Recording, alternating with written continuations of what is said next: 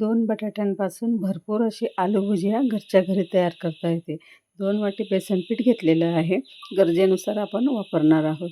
2 बटाटे घेतले, उकडलेले, किसून घेतले. थोडीशी हिंग, हळद, लाल तिखट, काळं मीठ, साधं मीठ, 1 चमचा चाट मसाला सर्व टाकून आपण आता एकजीव करून घेणार आहोत आणि लागेल तसं थोडं-थोडं करून आपण बेसन पीठ घालणार आहोत.